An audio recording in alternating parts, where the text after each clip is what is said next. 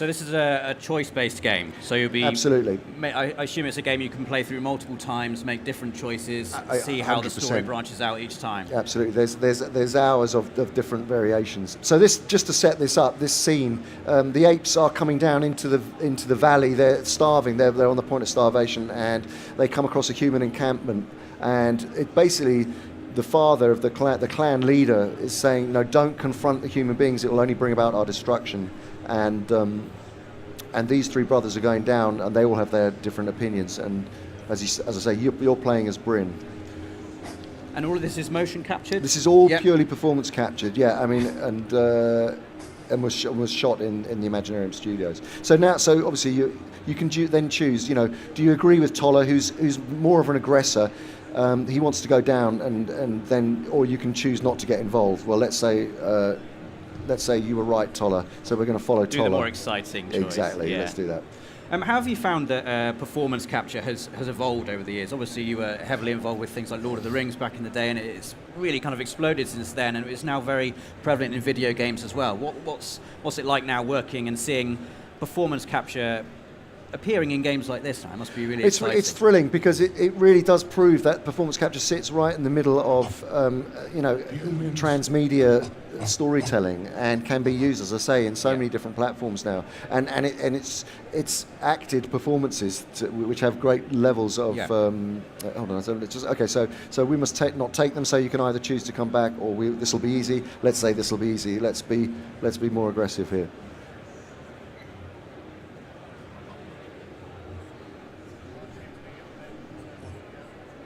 And did you direct the performance capture for this game? No. We're the producers. So the Imaginarium Studios, the Imaginarium produced it, and the Imaginarium Studios carried out the performance capture, and the Imaginati are the publishers, and the director came along with them.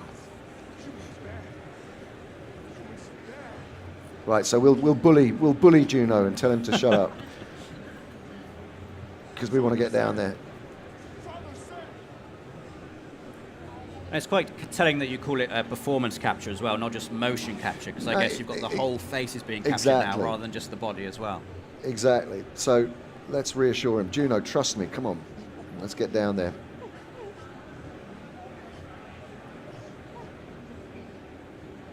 It's also nice to see a game within the Planet of the Apes franchise that isn't massively action-based. It is very story-based. It's all about the decisions and the emotion behind those decisions as well. And you can play, as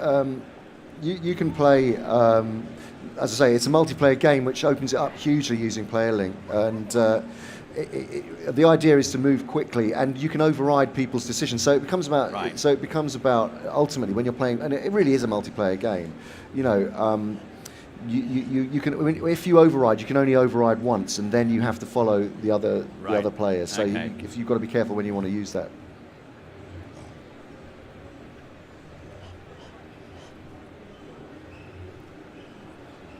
Let's deal with the humans. We're doing a very aggressive. We're going straight for it here. But the thing is, it is about survival ultimately. This game, and there is jeopardy in there for all the characters. And is there like a game over state, for instance? Can you make the wrong decision and then have your characters die, or will the story accommodate those kind of decisions? The story does accommodate them.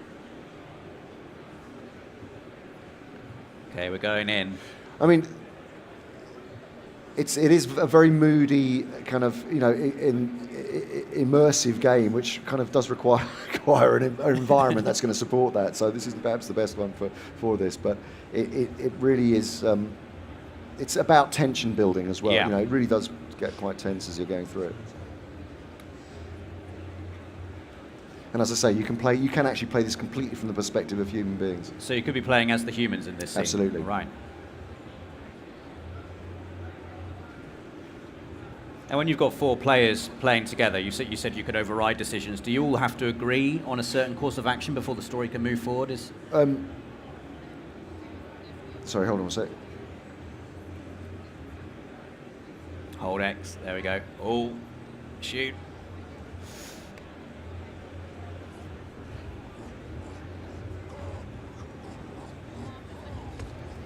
Wow.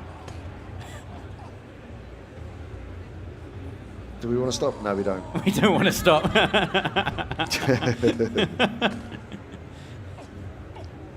So I like that somehow choosing to do nothing can be a decision in itself. Well, it can. I mean, going back to your point, you can. So it encourages debate, and Yes. it encourages, and it can get quite heated.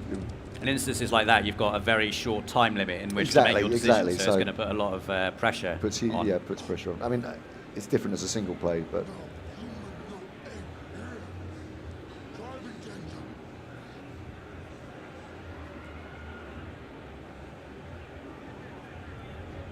Okay, so let's accuse Toller. Let's see what's going on here.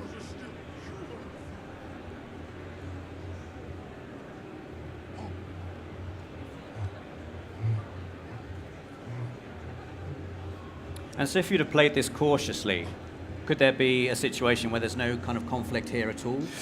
There is. I mean, it'll creep back in. It'll creep back Yeah. in. So you're always under pressure. It'll just takes you down a different route. Yeah, yeah. But there. Yeah. I mean, the jeopardy comes with the disagreement within the group. Sure.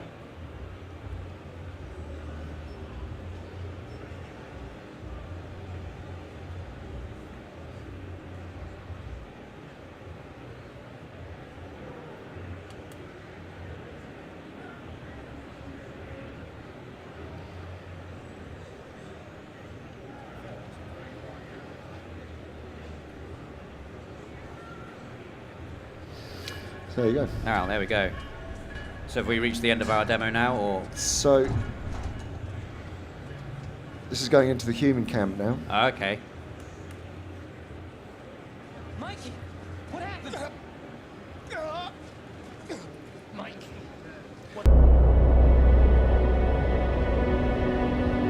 It is on me now. This burden of responsibility. For my home. For those who live here.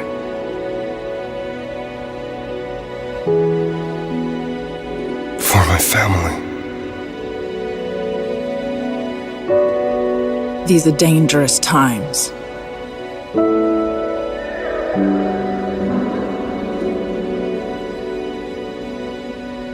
But these are my decisions to make. And whatever path I take, family is all. Family is all.